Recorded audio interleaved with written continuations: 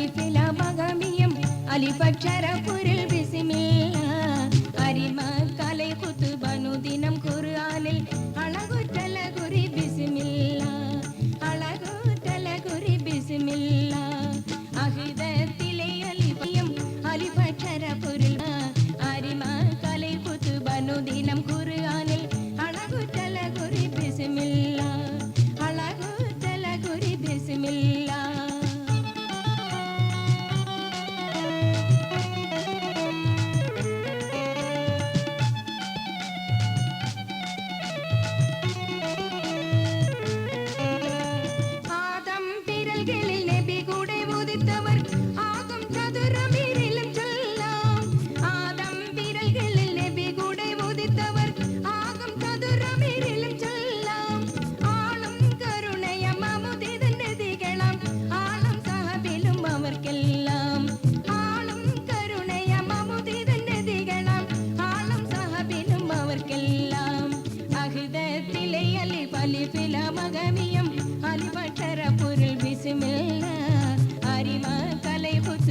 ദിനം ഖുർആനിൽ അളകുറ്റല ഗുരി ബിസ്മില്ല അളകുറ്റല ഗുരി ബിസ്മില്ല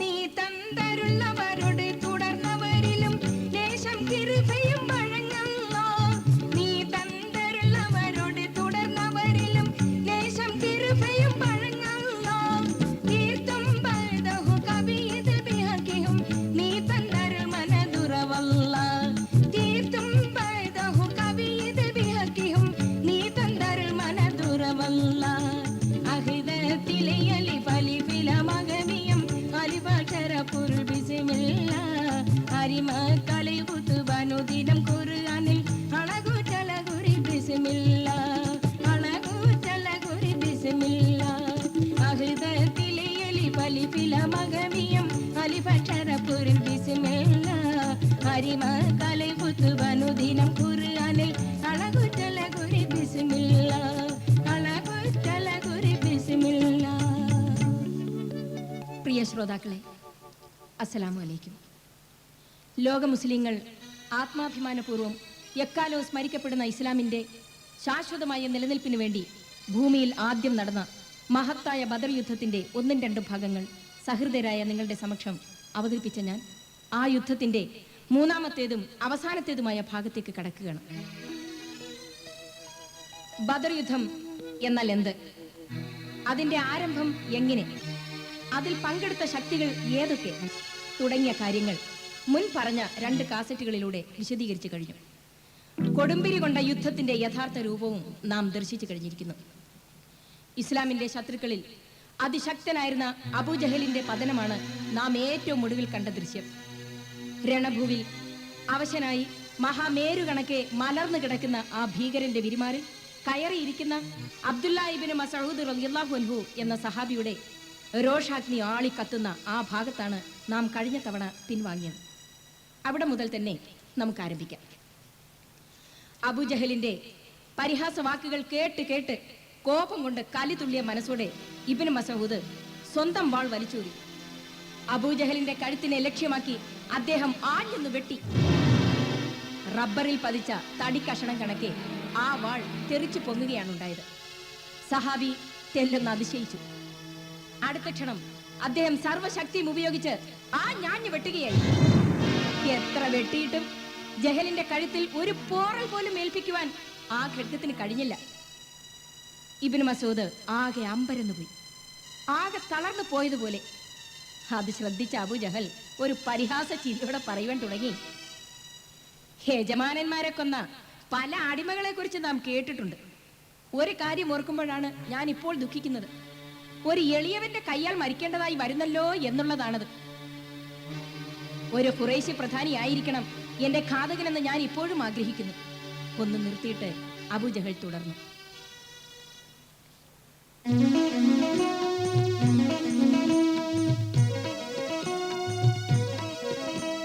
കേളന്റെ തോളറുര ഏളുമ്പം ജാഹിലുടൻ നാളം വരന്റെ മൊഴി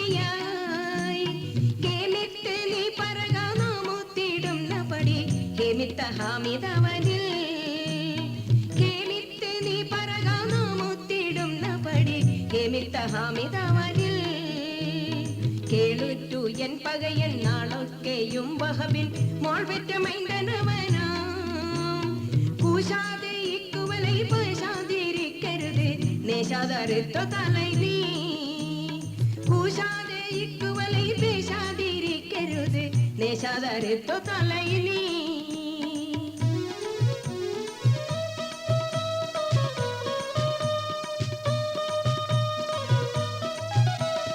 ചൂളണ്ട മൂർച്ചയുടെ ബാളന്റെ ഏന്തു പുത് പീളൻ കഴുത്ത് മുറി നീ ലോകത്താണതനത് മെജത്തും ജീവുയർ ദശത്തിലായ പൊഴുതാം ലോകത്താണതനത് മെജത്തും ജീവുയർ ദശത്തിലായ പൊഴുതാം നീളത്തിൽ എന്റെ ഗളം തിളച്ചമായുമുയർ തോളച്ചമായ തലമിൽ നീട്ടിപ്പിടിത്തു സൈബൂട്ടി തറുത്തിടുക കുട്ടിക്കു സത്തുവരമേ നീട്ടിപ്പിടിത്തു സൈബൂട്ടി തറുത്തിടുക കുട്ടിക്കു സത്തുവരമേ നീട്ടിപ്പിടിത്തു സൈബൂട്ടി തറുത്തിടുക കുട്ടിക്കു സത്തുവരമേ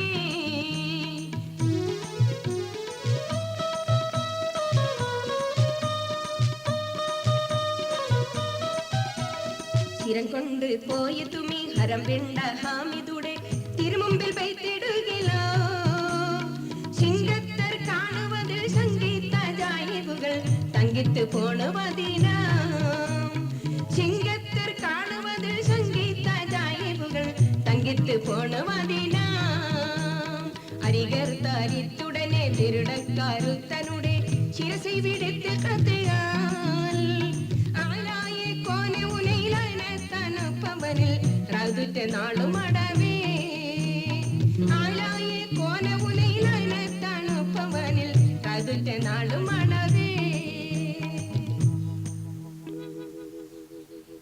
നീ ഒരു കാര്യം മുഹമ്മദിനെ അറിയിക്കണം. ഞാൻ ഇപ്പോഴും അവന്റെ ശത്രുവാണ്. ആ ശത്രുതയ്ക്ക് ഏറ്റവും അധികം ശക്തിയും ഉണ്ടായിരിക്കുമെന്നതും ഈ സന്ദർഭത്തിലാണെന്ന് പ്രത്യേകം പറഞ്ഞേക്കുക. ജഹൽ വീണ്ടും നിശബ്ദനായി. അനന്തരം തന്റെ വാളെടുത്ത് നീട്ടിക്കൊണ്ട് തുടർന്നു. ഇതാ എന്റെ വാൾ, ഇതുകൊണ്ട് തന്നെ എന്നെ വെട്ടു. എന്റെ കഴുത്ത് നീട്ടി മുറിക്കണം. മുഹമ്മദ് കണ്ട് നടുങ്ങണം. ഇബ്നു മസ്ഊദ് ആ വാൾ വാങ്ങി നോക്കി. സ്വർണവർണ്ണമുള്ള വെട്ടിത്തിളങ്ങുന്ന വാൾ. അതിന്റെ പിടിയിൽ വജ്രക്കല്ലുകൾ പതിച്ചിരിക്കുന്നു. വളരെ വില കൂടിയ വാളാണത്. സഹാബി വാളിന്റെ സവിശേഷതകൾ ശ്രദ്ധിച്ചുകൊണ്ടിരിക്കെ അബൂജഹലിന്റെ ശബ്ദം ഉയർന്നു. വെട്ടു. ഇബ്നു മസ്ഊദ് റളിയല്ലാഹു അൻഹു വാൾ ഉയർത്തി ഒറ്റ വെട്ട്. ലോകത്തെ പ്രകമ്പനം കൊള്ളിച്ചിരുന്ന ധീരവീര പരാക്രമിയായ അബൂജഹലിന്റെ ശിരസ് അതാ അതാ വേർവിട്ട് കിടക്കുന്നു. സഹാബി ആ ജഡത്തിന്മേൽ നിന്നുമിറങ്ങി നിലത്ത് കിടന്ന ശിരസ് തൂക്കിയെടുത്ത് അനന്തരം നബി സല്ലല്ലാഹു അലൈഹി വസല്ലമയുടെ സന്നിധിയിലേക്ക് പുറപ്പെട്ടു.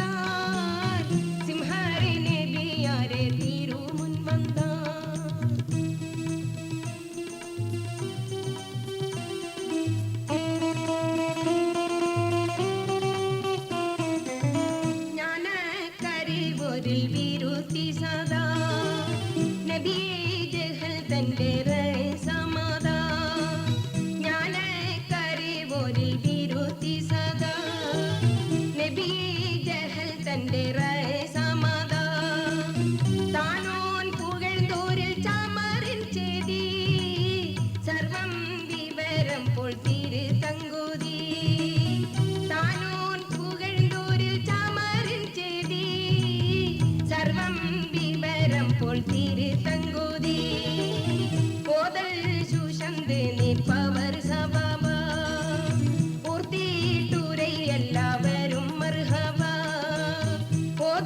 സുശന്ത് നിപ്പാവർ സഹബ ഓർത്തിട്ടൂരെ എല്ലാവരും മർഹബ. അബൂജഹലിന്റെ ശിരസും കൊണ്ട് നബി സല്ലല്ലാഹു അലൈഹി വസല്ലമയുടെ മുമ്പിലെത്തിയ ഇബ്നു മസ്ഊദ് റളിയല്ലാഹു അൻഹു എല്ലാ വിവരങ്ങളും അദ്ദേഹത്തെ ധരിപ്പിച്ചു. ശുക്രിന്റെ സുജൂദ് ചെയ്ത ശേഷം നബി സല്ലല്ലാഹു അലൈഹി വസല്ലമ പറഞ്ഞു,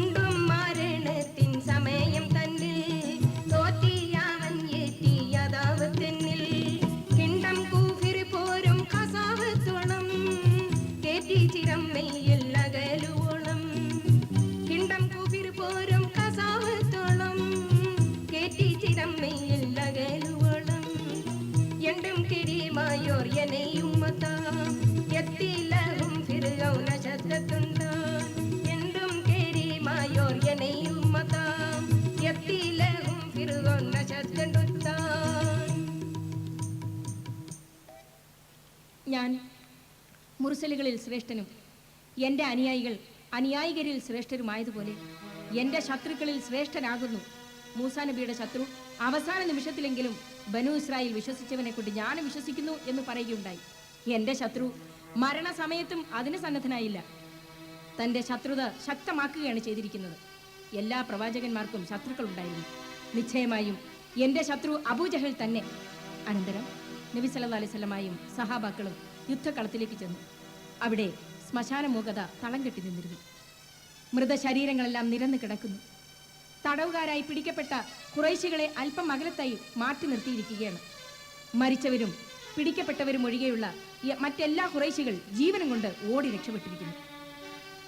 നിരന്നു കിടക്കുന്ന മൃതദേഹങ്ങളെ കൊത്തിവലിക്കുവാൻ കഴുകന്മാരും കടിച്ചു മുറിക്കുവാൻ കുറുക്കന്മാരും എത്തിത്തുടങ്ങിയിരിക്കുന്നു.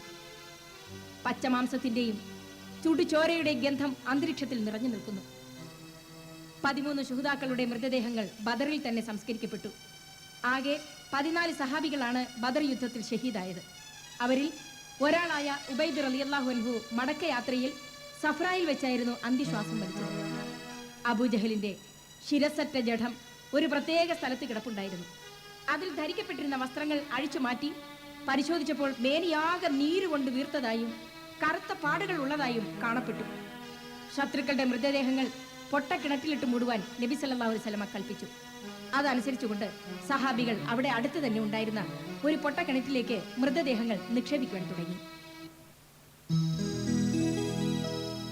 ചാടി ജഗന്നൽ കിണറ്റിൽ ഋതുപത്തെ ചാടാൻ പുറപ്പെട്ട നേരം തന്നെ தன்முகம் கல்பும் வர்ணம் பகிர்ந்தே ஹாசிரத்தாலே பாடி அபூ ஹுதைஃபா தன்முகம் கல்பும் வர்ணம் பகிர்ந்தே ஹாசிரத்தாலே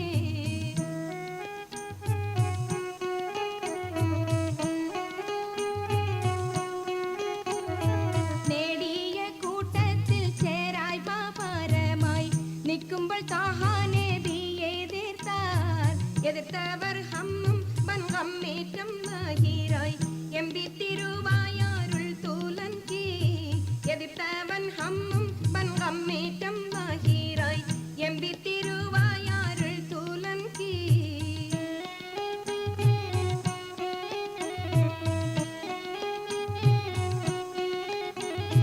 ഹതവാം പിതാവോട് കുപ്പും പ്രാണപത്താൽ ഹൽഫിക ശയ്യ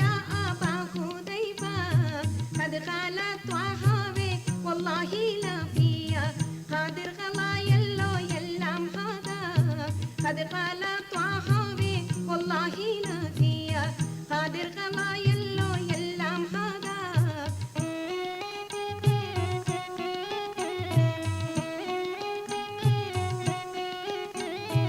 هذه مكم تنين باواده وكنه പരിശാലറിന്ത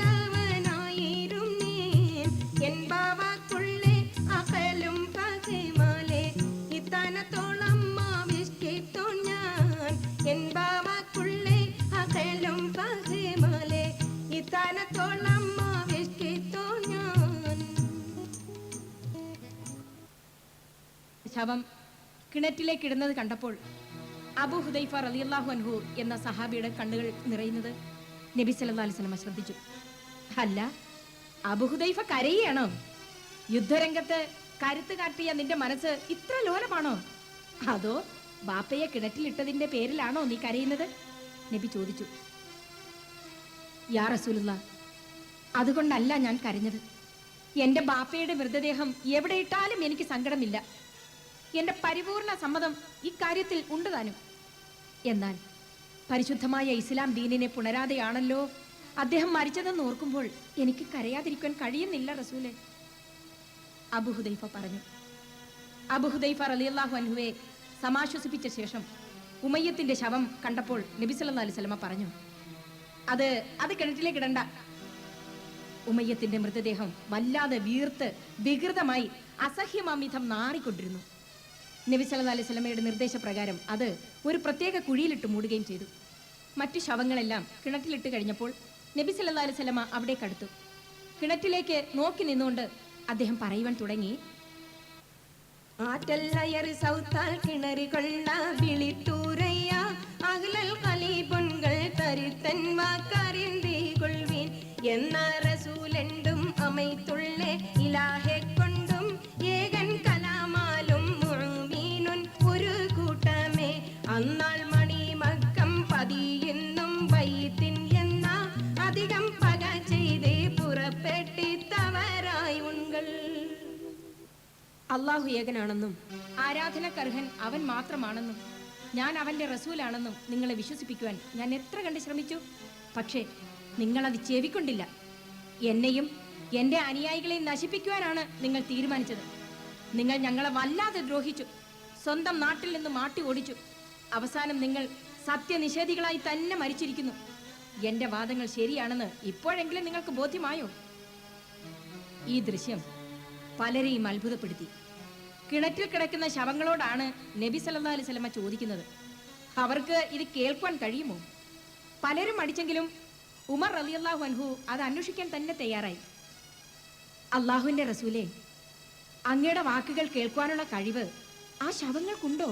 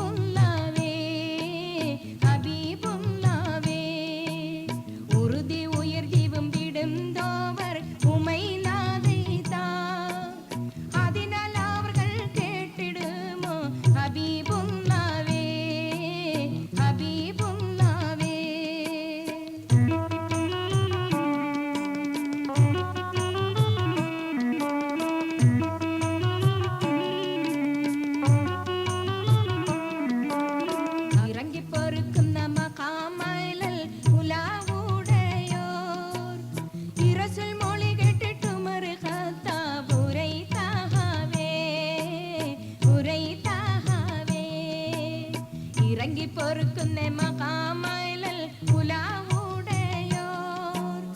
ഈ റസൂൽ മൊഴി കേട്ടിട്ട് ഉമർ ഖത്താബ് ഉരൈതാഹവേ ഉരൈതാഹവേ.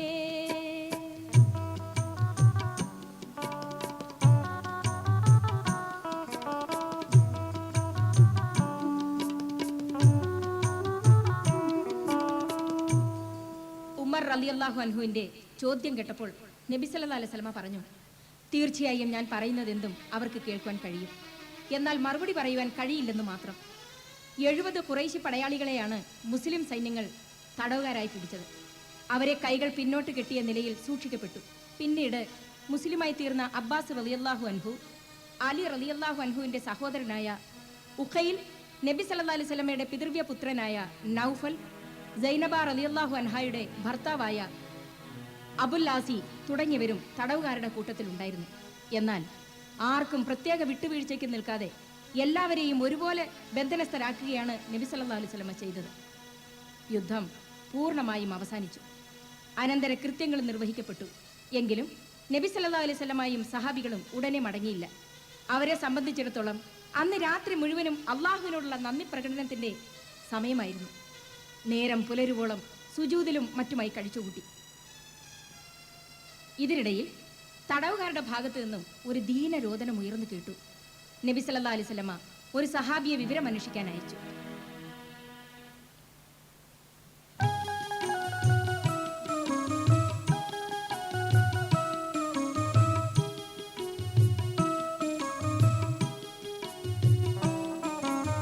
ഒഴിവതേക്ക് സബബ് എൻ അമ്മളുതുനച്ചിൽ ബിദമിന ഉരതരിക്കും തരമെനക്ക് വരവുറക്കം മതിയിനാൽ മൊഴി തരിത്തി സഹഭഗത്തിന്നൊരു റജൂൽ തന്നുളറിലായി മുറുകെ ചെണ്ട് അകത് അശിത്ത് നബിയിടത്തിൽ അണവരായി അടിപ്പെടുത്തേ വിവരമുത്ത പൊഴുതുക തൻ പൊളിവരാം അവിരൈ പിണ്ട പവിഴ ചുണ്ട തുലിക കൊണ്ടും മൊളിവരാം. നബി സല്ലല്ലാഹു അലൈഹി വസല്ലമയുടെ എളാപ്പയായ പേരും തടിയൻ അബ്ബാസ് ആയിരുന്നു ഉറക്കെ നിലവിളിച്ചത്. കാരണം അയാളുടെ ബന്ധനം വളരെ മുറുകിപ്പോയിരുന്നു. മറ്റു ചിലരുടെ കെട്ടുകളും അത്തരത്തിൽ മുറുകിപ്പോയതായി സഹാബി മനസ്സിലാക്കി. അദ്ദേഹം മടങ്ങിച്ചെന്ന് നബി സല്ലല്ലാഹു അലൈഹി വസല്ലമയെ വിവരം അറിയിച്ചു. ഉടൻ തന്നെ എല്ലാ തടവുകാരുടെയും കെട്ടുകൾക്ക് അയവ് വരുത്തുവാൻ നബി സല്ലല്ലാഹു അലൈഹി വസല്ലമ കൽപ്പിക്കുകയാണ് ചെയ്തത്. ഇതായിരുന്നു യുദ്ധ തടവുകാരോട് നബി തിരുമേനിക്കുണ്ടായിരുന്ന സമീപനം. യുദ്ധ തടവുകാരെ പീഡിപ്പിക്കുന്ന ഇന്നത്തെ രാഷ്ട്രത്തലവന്മാർ നബി സല്ലല്ലാഹു അലൈഹി വസല്ലമയെ കണ്ട് പഠിച്ചിരുന്നുവെങ്കിൽ പിറ്റേന്ന് രാവിലെ ബദറിൽ ഇസ്ലാമിനുണ്ടായ വിജയം മദീന നിവാസികളെ അറിയിക്കുന്നതിനായി ഒരു സഹാബിയെ നബി സല്ലല്ലാഹു അലൈഹി വസല്ലമ മദീനയിലേക്ക് അയച്ചു. സയ്യിദ് റളിയല്ലാഹു അൻഹു എന്ന ആ സഹാബി മദീനയിലെത്തിയപ്പോൾ അവിടെ ഒരു ദുരന്ത സംഭവം നടക്കുകയായിരുന്നു. നബി തിരുമേനിയുടെ പുത്രിയും ഹസ്രത്ത് ഉസ്മാൻ റളിയല്ലാഹു അൻഹുവിന്റെ സഹധർമ്മിണിയുമായ റുഖിയ ബീവി റളിയല്ലാഹു അൻഹ മരണപ്പെടുകയും മയ്യത്ത് ഖബറടക്കപ്പെടുകയും ചെയ്യുന്ന വേള അപ്പോഴാണ് ആ സഹാബി എത്തി ബദർ വിജയം അറിയിച്ചത്.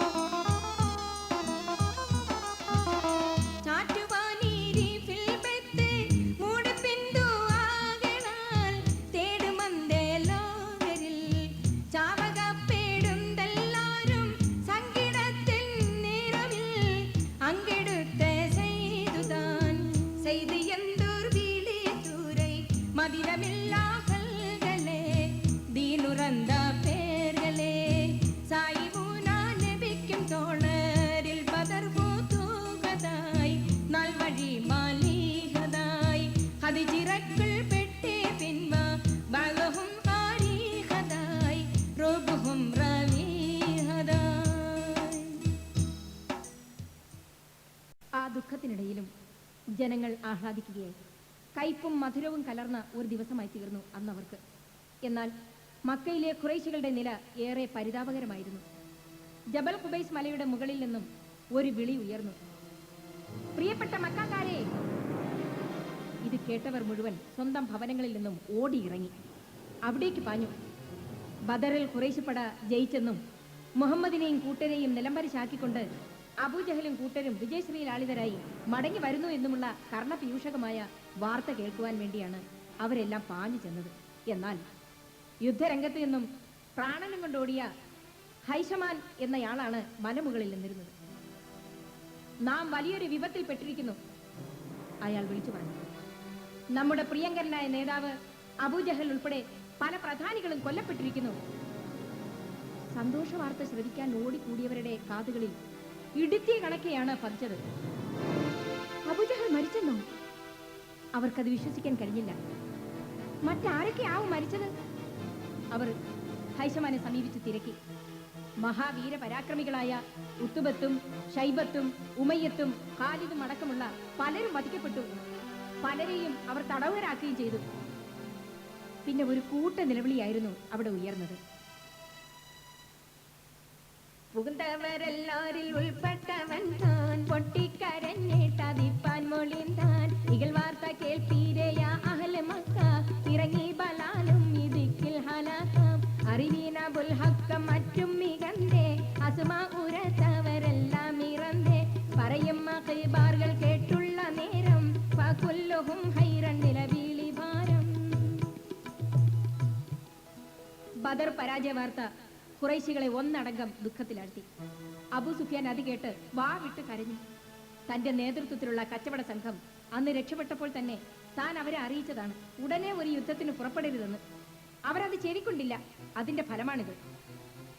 എങ്കിലും ഞാൻ ഇതിന് പകരം ചോദിക്കാതിരിക്കില്ല. എന്റെ ദൈവങ്ങളാണ് സത്യം. മുഹമ്മദിനോട് ഞാൻ പകരം ചോദിക്കുക തന്നെ ചെയ്യും. അവർ ശപഥം ചെയ്തു. പരാജയ വാർത്ത വിശ്വസിക്കുന്നതിൽ ഏറെ പ്രയാസം തോന്നിയത് അബൂലഹബിനായിരുന്നു. അബൂജഹലും ഉത്തുബത്തും ഷൈബത്തും ഉമയ്യത്തുമൊക്കെ ഉൾപ്പെട്ട ഖുറൈശിപ്പട പരാജയപ്പെടുകയും മലമുകളിൽ നിന്നുകൊണ്ട് ആ യുവാവ് കള്ളത്തരം വിളിച്ചു പറഞ്ഞതാകാം. ഒരു പക്ഷേ മുഹമ്മദിന്റെ പക്കൽ നിന്നും പ്രതിഫലം വാങ്ങിക്കൊണ്ട് നമ്മെ ഭയപ്പെടുത്തുവാൻ വേണ്ടി പറഞ്ഞതാകാം. ഇത്തരത്തിൽ ഓരോന്ന് ചിന്തിച്ചുകൊണ്ടിരിക്കുമ്പോൾ അബൂലഹബ് ഒരു പൊട്ടിച്ചിരി കേട്ടു. അയാൾ തിരിഞ്ഞു നോക്കി. തന്റെ സഹോദരനായ അബ്ബാസിന്റെ പത്നി ഉമ്മുൽ ഫളൽ റളിയല്ലാഹു അൻഹായായിരുന്നു പൊട്ടിച്ചിരിച്ചത്. നീ എന്തിനാണ് ചിരിക്കുന്നത്? അബൂലഹബ് ചോദിച്ചു. ഖുറൈശി കൊലകൊമ്പന്മാരെ മുഹമ്മദ് നബി സല്ലല്ലാഹു അലൈഹി വസല്ലമ തോൽപ്പിച്ചു, തൊപ്പിയിടിച്ചതോർത്ത് ഞാൻ പൊട്ടിച്ചിരിച്ചതാണ്, അവർ കുതൂഹലത്തോടെ പറഞ്ഞു. എന്തു പറഞ്ഞടി? നിന്റെ ഭർത്താവും ഈ നാട്ടിലെ ഖുറൈശി പ്രധാനികളും അണിനിരന്ന് നമ്മുടെ സൈന്യം പരാജയപ്പെട്ടതോർത്ത് സന്തോഷിക്കുകയോ? അയാൾ ആകെ ക്ഷുഭിതനായിരുന്നു. എന്നാൽ അള്ളാഹുവിലും അവന്റെ റസൂലിലും വിശ്വസിച്ചു കഴിഞ്ഞിരുന്ന ഉമ്മുൽ ഫളൽ റളിയല്ലാഹു അൻഹ ഒട്ടും കൂസിയില്ല. ബദർ യുദ്ധവിജയം മുസ്ലിങ്ങളിൽ ഉളവാക്കിയ ആഹ്ലാദം ജൂതന്മാരെയും ബഹുദൈവ വിശ്വാസികളെയും ആരിശം കൊള്ളിച്ചു. ബദർ യുദ്ധം മുസ്ലിങ്ങളുടെ വംശനാംശം തന്നെ വരുത്തുമെന്നാണ് അവർ വിശ്വസിച്ചിരുന്നത്. അഥവാ ആരെങ്കിലും രക്ഷപ്പെട്ടാൽ അവർ സാമ്പത്തികമായി വളരെ അധപതന അവസ്ഥയിലാകുമെന്നും ഗത്യന്തരമില്ലാതെ തങ്ങളെ ആശ്രയിക്കാൻ എത്തുമെന്നും കരുതിയിരുന്നു. എന്നാൽ സംഭവിച്ചത് നേരെ മറിച്ചാണ്. ഇത്തരുണത്തിൽ ഒരു നുണപ്രചരണം നടത്തുവാൻ തന്നെ അവർ തീരുമാനിച്ചു.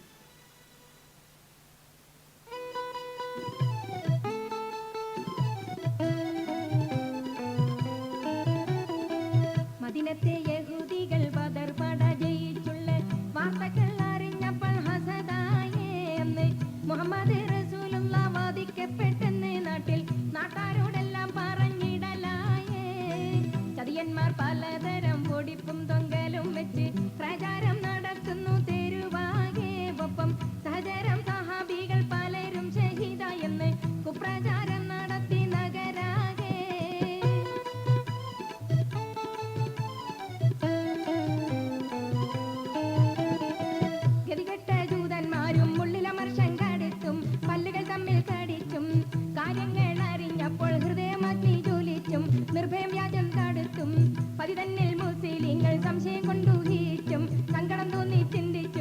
പൊരിയുന്ന മനസ്സോടെ സ്ത്രീകളും കുട്ടികൾ ഖേദിച്ചും ജൂതർ കണ്ടുല്ലസിച്ചും തിരുനബി സാബരും വിജയ പതാകയുമായി ഇങ്ങെത്തുന്നു. താണ്ഡവം ചെയ്തവർ ജൂതർ കണ്ടിട്ടോടിപ്പായുന്നു. അന്നവർ ലജ്ജിതരായും കുടികളിൽ നിന്ന് പുറത്തു വന്നില്ല യഹൂദികൾ. മദിനത്തെ യഹൂദികൾ ബദർ പട ജയിച്ചുള്ള വാർത്തകൾ അറിഞ്ഞപ്പോൾ അസദാണേ എന്ന് മുഹമ്മദ് റസൂലുള്ള വാദിക്കപ്പെട്ടെന്ന് നാട്ടിൽ നാട്ടാരോടെല്ലാം പറഞ്ഞിടലായേ.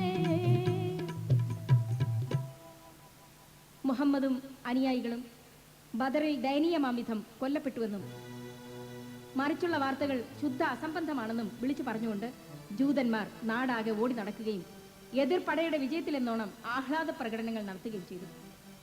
ഇതൊക്കെ കേൾക്കുകയും കാണുകയും ചെയ്ത മുസ്ലിങ്ങളിൽ സംശയം ജനിപ്പിക്കാൻ തുടങ്ങി.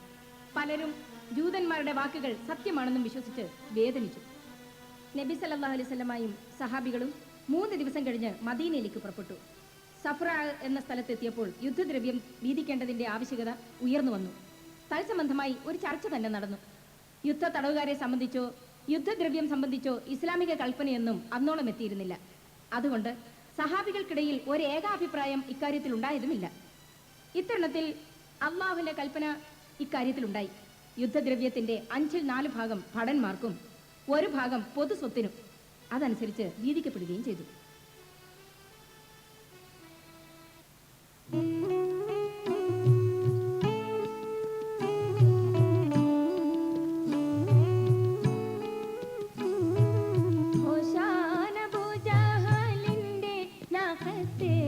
കൊണ്ടും മൂനബഹിൻ ബാൽദുൽ പൊക്കാരും ചൂഷാതീരണ്ടും താഹബേദി സ്വന്തം എടുത്തെന്നും റാവി ഓതി.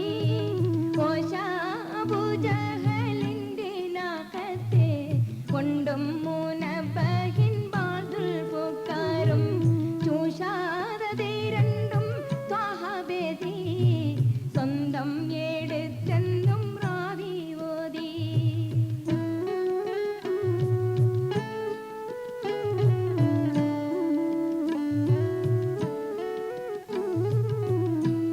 അബൂജഹലിന്റെ സ്വന്തമായിരുന്ന ഒട്ടകവും ദുൽഫുഖാർ എന്ന വാളും നബി സല്ലല്ലാഹു അലൈഹി വസല്ലമ എടുക്കുകയാണ് ഉണ്ടായത്. സഫ്രായിൽ നബി സല്ലല്ലാഹു അലൈഹി വസല്ലമയും സഹാബികളും വിശ്രമിക്കുമ്പോൾ നബിയെ വധിക്കുവാൻ യുദ്ധ തടവുകാരായ നളർ, അഖബത്ത് എന്നിവർ ഒരു ശ്രമം നടത്തുകയുണ്ടായി. നബിയുടെ കൽപ്പന പ്രകാരം സഹാബികൾ അവരെ ഉടൻ തന്നെ വധിക്കുകയും ചെയ്തു. അനന്തരം നബി സല്ലല്ലാഹു അലൈഹി വസല്ലമയും സഹാബികളും മദീനയിൽ എത്തിച്ചേർന്നു. ഉടൻ തക്ബീർ ധ്വനികൾ കൊണ്ട് അന്തരീക്ഷം മുഖരിതമായി. സന്തോഷ തിരത്തള്ളലിൽ ജനം സ്വയം മറന്നു. ഒരു മഹാവിപത്തിൽ നിന്നും തങ്ങളെ രക്ഷപ്പെടുത്തിയ അള്ളാഹുവിനെ സ്തുതിച്ചുകൊണ്ട് അവർ സുജൂദ് ചെയ്തു. ജൂതന്മാർ പ്രചരിപ്പിച്ച കഥകൾ മുഴുവൻ പച്ചക്കള്ളമായിരുന്നുവെന്ന് അവർക്ക് ബോധ്യമായി. എന്നാൽ ജൂതന്മാർ തത്സമയം മാളങ്ങളിൽ മറഞ്ഞു കഴിഞ്ഞിരുന്നു.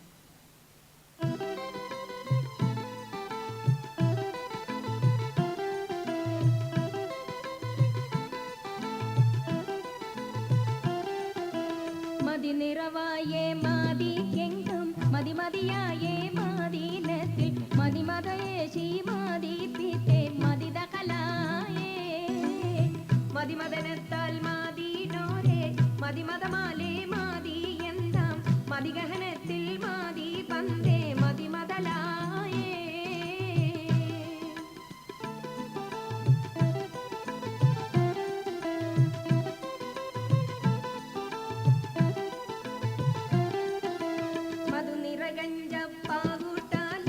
മധു തന്നെ മാതേ പൊങ്കി മധുപവാസി താടിക്കും മധു മധു പോലെ മദനിയറൊത്ത മാതീരത്താൽ മതിമതി തെത്തി മഹമൂദരെ മധുമല പാദം പാണിന്റെ പുകടുവതായേ. നബി സല്ലല്ലാഹു അലൈഹി വസല്ലമയും സഹാബികളും മദീനയിലെത്തിയതിന്റെ പിറ്റേ ദിവസമാണ് യുദ്ധ തടവുകാരായ ഖുറൈശികളെ മദീനയിലെത്തിച്ചത്. അനന്തരം അവരെ സംബന്ധിക്കുന്ന കാര്യങ്ങൾ ചർച്ച ചെയ്യുവാൻ തുടങ്ങി. പിന്നീട് യുദ്ധ തടവുകാരെ അർഹതപ്പെട്ടവർക്കായി വീതിച്ചു കൊടുത്തു. മുൻകാലങ്ങളിൽ തടവുകാരോട് പെരുമാറിയിരുന്നതുപോലെ നിർദ്ദയം പെരുമാറരുതെന്നും ഏറ്റവും നല്ല നിലയിലായിരിക്കണം അവരോടുള്ള സമീപനമെന്നും നബി സല്ലല്ലാഹു അലൈഹി വസല്ലമ കൽപ്പിച്ചു. ഈ തക്കത്തിന് ചില തടവുകാർ അബൂബക്കർ സിദ്ദീഖ് റളിയല്ലാഹു അൻഹുവിനെ രഹസ്യമായി സമീപിച്ച് തങ്ങളുടെ ബന്ധുത്വവും മറ്റും പറഞ്ഞ് രക്ഷപ്പെടുത്തുവാൻ അപേക്ഷിച്ചു. സ്വതേ ഇളകിയ മനസ്സുകാരനായ സിദ്ദീഖ് റളിയല്ലാഹു അൻഹു ആ തടവുകാരുടെ മോചനത്തിനു വേണ്ടി നബി സല്ലല്ലാഹു അലൈഹി വസല്ലമയോട് ശുപാർശ ചെയ്തു നോക്കി. ഈ യുദ്ധ തടവുകരിൽ ആരും തന്നെ യുദ്ധം കാണാനെത്തിയ വെറും കാഴ്ചക്കാരല്ലായിരുന്നു എന്ന കാര്യം ഓർക്കണം. മുസ്ലിം സൈന്യത്തെ പരാജയപ്പെടുത്താൻ പരമാവധി കഴിവും പ്രയോഗിച്ചവരാണിവർ. എത്ര മുസ്ലിങ്ങളെ അവർ പരിക്കേൽപ്പിച്ചിരിക്കണം, എത്ര പേരെ കൊന്നിരിക്കണം. ഇക്കാര്യമൊന്നും അബൂബക്കർ സിദ്ദീഖ് റളിയല്ലാഹു അൻഹു ചിന്തിച്ചില്ലെന്ന് തോന്നുന്നു. അദ്ദേഹം നബി സല്ലല്ലാഹു അലൈഹി വസല്ലമയോട് പറഞ്ഞു,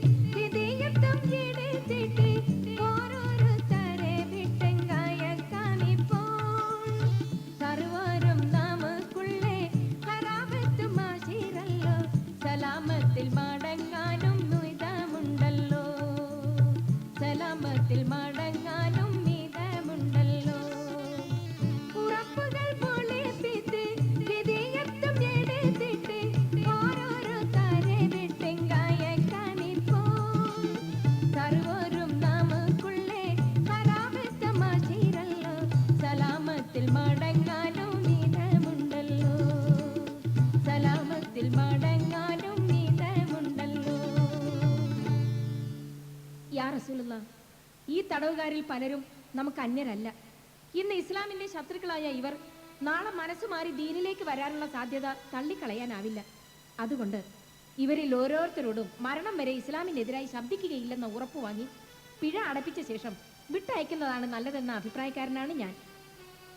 അബൂബക്കർ സിദ്ദീഖ് റളിയല്ലാഹു അൻഹുവിന്റെ അഭിപ്രായം കേട്ടപ്പോൾ ഉമർ റളിയല്ലാഹു അൻഹു എഴുന്നേറ്റ് നിന്ന് പറയാൻ തുടങ്ങി,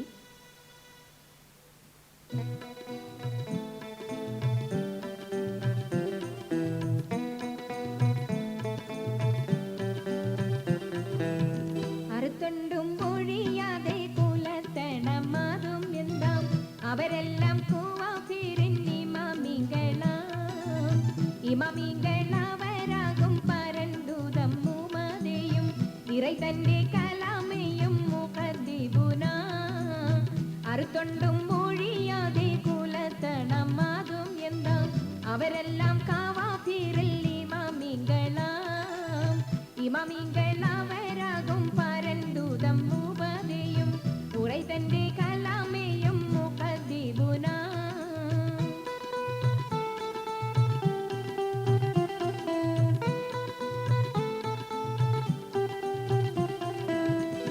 തന്നത്തിഹമിന്നും ബൈത്തുള്ള അകത്തിന്നും ഒരുമിത്തെ പുറപ്പെടുത്തവരാമല്ലോ ചുമത്തുവിൻ ഹബിസുരി അവർക്കുള്ള ഓരോ തോളരിൽ കൊടുത്തെല്ലാം കുല ചെയ്യട്ടെ അമർ അബ്ബാസിന ഹംസ കഴിക്കലും മുഖൈലിന അലിവ കല്ലിതെ പോലി നിറക്കാമെല്ലാം.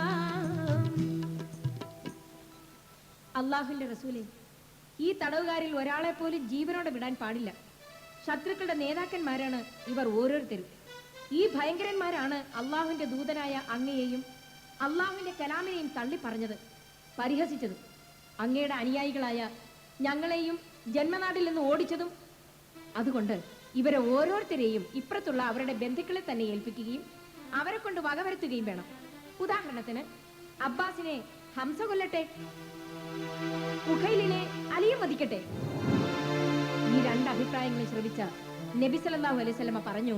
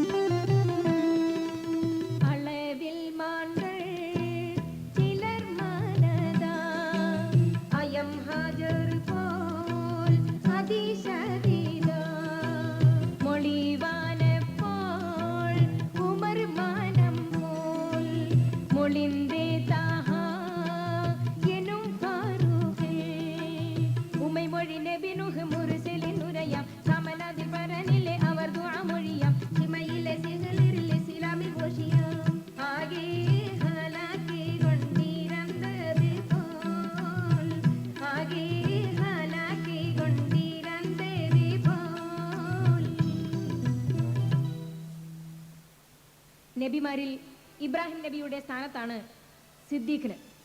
എന്നാൽ ഉമർ പാറ പോലെ ഉറച്ച മനസ്സിന്റെ ഉടമയാകുന്നു. നൂഹ് നബിയെ പോലെ കടുത്ത മനസ്ഥിതിക്കാരൻ. അങ്ങനെ റസൂൽ തിരുമേനി അബൂബക്കർ സിദ്ദീഖ് റളിയല്ലാഹു അൻഹുവിന്റെ അഭിപ്രായത്തോട് യോജിക്കുകയും പിഴ വാങ്ങിയ ശേഷം തടവുകാരെ മുഴുവൻ വിട്ടയക്കാൻ തീരുമാനിക്കുകയും ചെയ്തു. ഈ തീരുമാനപ്രകാരം സഹാബികൾ തടവുകാരിൽ നിന്നും പിഴ ഈടാക്കുവാൻ തുടങ്ങി. ചില തടവുകാരുടെ പക്കൽ കുറഞ്ഞ ദ്രവ്യമുണ്ടായിരുന്നു. അത് സ്വീകരിച്ചുകൊണ്ട് അവരെയും കൈവശമൊന്നുമില്ലാതിരുന്ന നിർധനരായ ചില തടവുകാരെ പിഴ വാങ്ങാതെയും മോചിതരാക്കി. പിന്നീട് അബ്ബാസ് ഉൾപ്പെടെ 42 പേർ അവശേഷിച്ചിരുന്നു. അബ്ബാസിന്റെ മേൽനോട്ടത്തിൽ യുദ്ധത്തിനെത്തിയവരായിരുന്നു 41 പേരും.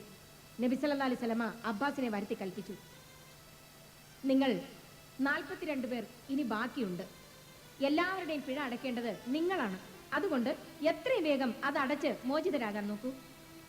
അത് കേട്ടപ്പോൾ അബ്ബാസ് പറയാൻ തുടങ്ങി, പൊന്നു മോനെ, ആരംഭം മുതൽ നിന്റെ ധീരന് അനുകൂലിയാണ് ഞാൻ.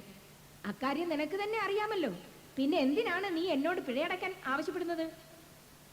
അപ്പോൾ നബി സല്ലല്ലാഹു അലൈഹി വസല്ലമ പറഞ്ഞു, ഇവിടെ സ്വന്തത്തിനും ബന്ധത്തിനും ഒന്നും സ്ഥാനമില്ല.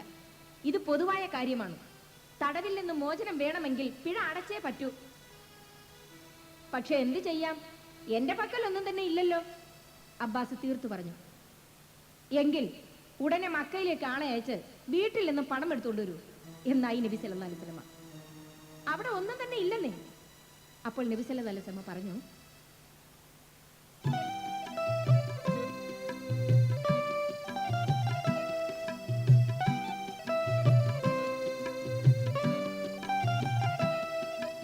കയർത്തേ പോരും സമയം തന്നിൽ കണവിയിൽ നീർ വിളിത്തിട്ടും നീ.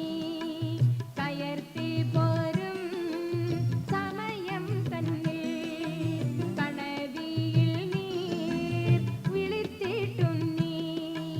ഉന്നിടെ പൊന്നു നിറൈന്തൊരു വേട്ടി മണ്ണിൽ കുഴിച്ചത് മൂടിട വീട്ടിൽ ഇന്നിലെ ഉണ്ടനി വല്ലൊരു മുട്ടിൽ അയത്താലെടുത്താണ് പീഡനമെന്നേ. അയത്താലെടുത്താണ് പീഡനമെന്നേ.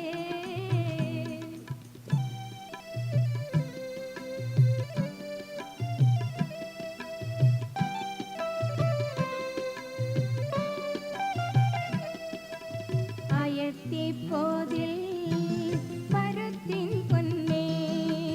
അത് കേട്ടവ സജബ മുന്നേ.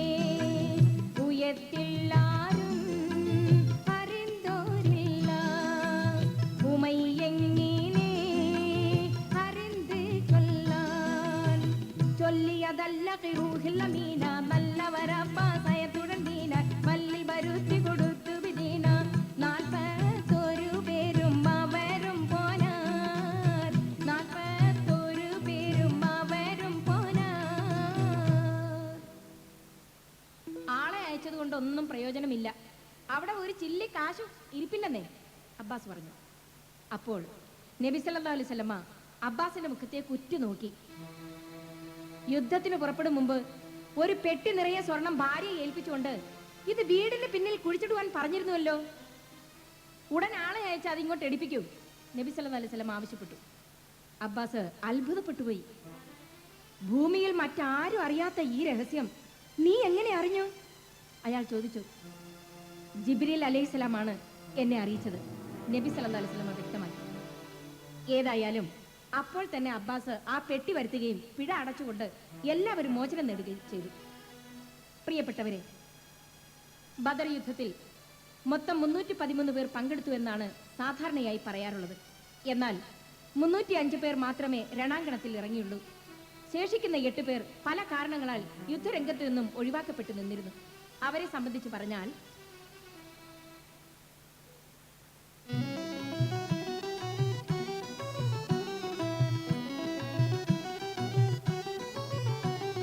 കരുവോരിൽ മൂണ്ട് മുഹാജിറുകളെയും കരുത്തൂറ്റവർ പഞ്ചം മൻസാറുകളെയും നിറവൊത്ത മർന്നെ സമൂഹം സഹബിൽ നിന്നെട്ട് പേരെ ഒഴിത്തോരെ സബബിൽ.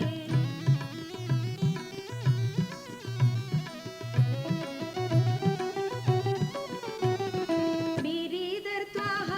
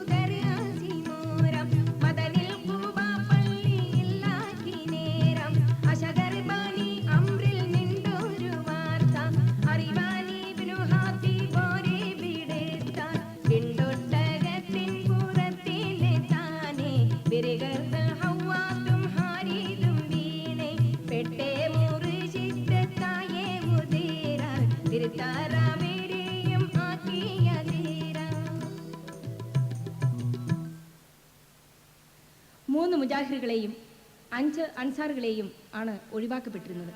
അവരിൽ ഒരാൾ നബി സല്ലല്ലാഹു അലൈഹി വസല്ലമയുടെ ജാമാതാവായ ഉസ്മാൻ റളിയല്ലാഹു അൻഹു ആയിരുന്നു. നബിയുടെ പുത്രിയായ റുഖ്യ ബീവി രോഗാതുരിയായി കിടക്കുകയായിരുന്നതിനാൽ അവരെ ശുശ്രൂഷിക്കുവാൻ വേണ്ടിയാണ് ഭർത്താവായ ഉസ്മാൻ റളിയല്ലാഹു അൻഹുവിനെ യുദ്ധരംഗത്ത് നിന്നും ഒഴിവാക്കിയിരുന്നത്. സഅദ് റളിയല്ലാഹു അൻഹുവിനെയും തൽഹത്ത് റളിയല്ലാഹു അൻഹുവിനെയും ശത്രുക്കളുടെ നീക്കം അറിയുന്നതിനായി ഷാമിലേക്ക് അയച്ചിരുന്നു. അവർ മടങ്ങിയെത്തിയപ്പോഴേക്കും യുദ്ധം അവസാനിച്ചിരുന്നതിനാൽ അവർക്കും പങ്കെടുക്കുവാൻ കഴിഞ്ഞില്ല. അബൂ ലുബാബത്ത് റളിയല്ലാഹു അൻഹു എന്ന സഹാബിയെ നബി സല്ലല്ലാഹു അലൈഹി വസല്ലമ വീട് സൂക്ഷിക്കുവാനും അതിയൻ എന്നയാളുടെ മകൻ ആസിം റളിയല്ലാഹു അൻഹുവിനെ പള്ളിക്കാര്യങ്ങൾ നിർവഹിക്കുവാനും നിയോഗിച്ചിരുന്നു. യുദ്ധത്തിനുള്ള പുറപ്പാട് വേളയിൽ ഒട്ടകപ്പുറത്ത് നിന്നും വീണ് സാരമായി പരിക്കേറ്റ ഖൗവാത്ത് റളിയല്ലാഹു അൻഹു, ഹാരിദ് റളിയല്ലാഹു അൻഹു എന്നിവർക്കും യുദ്ധത്തിൽ പങ്കെടുക്കുവാൻ കഴിഞ്ഞില്ല. എങ്കിലും ഈ 8 പേർക്കും യുദ്ധത്തിൽ പങ്കെടുത്തതിനുള്ള കൂലിയും ബദരീങ്ങളിൽ സ്ഥാനവും നബി സല്ലല്ലാഹു അലൈഹി വസല്ലമ വാഗ്ദാനം ചെയ്യുകയുണ്ടായി. ബദരീങ്ങളിൽ മറ്റ് പ്രധാനപ്പെട്ടവരുടെ പേരുകൾ കൂടി ഇവിടെ പറഞ്ഞുകൊള്ളട്ടെ.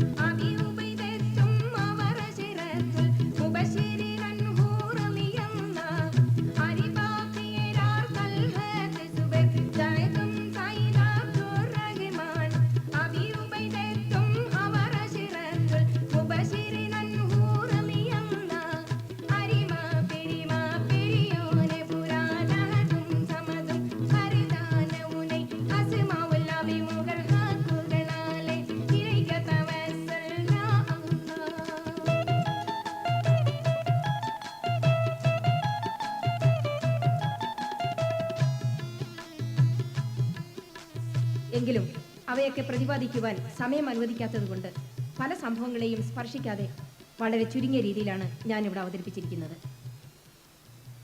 ബഹുമാനപ്പെട്ട മൊയിൻകുട്ടി വൈദ്യരുടെ കൃതി പറഞ്ഞ് അവസാനിപ്പിക്കണമെങ്കിൽ മാസങ്ങൾ തന്നെ വേണ്ടിവരും. മുൻകാലങ്ങളിൽ ബദർ പാരായണം 4 മാസം വരെ തുടർച്ചയായി നടത്തിയ ചരിത്രമാണുള്ളത്. ഇവിടെ വെറും 1 മണിക്കൂർ കൊണ്ട് അവസാനിപ്പിക്കേണ്ടിയിരിക്കുന്നു. പ്രിയ ശ്രോതാക്കളെ, ഈ യുദ്ധം അനിവാര്യമായിരുന്നോ? തീർച്ചയായും അതെ എന്നാണ് ഉത്തരം. ഇസ്ലാമിന്റെ നിലനിൽപ്പിന് ആരംഭം കുറിച്ച യുദ്ധമത്രേ ബദർ യുദ്ധം. മുസ്ലിം ഭാഗത്ത് നഷ്ടപ്പെട്ടത് 14 വിശിഷ്ട ജീവനുകളായിരുന്നു. ഷഹീദായ ആ സഹാബികളെ ഒരിക്കൽ കൂടി അനുസ്മരിച്ചുകൊണ്ടും ആ മഹാത്മാക്കളുടെ പരിപാവനതയ്ക്ക് മുൻപിൽ ആദരാഞ്ജലികൾ അർപ്പിച്ചുകൊണ്ടും ഞാൻ തൽക്കാലം വിരമിക്കട്ടെ.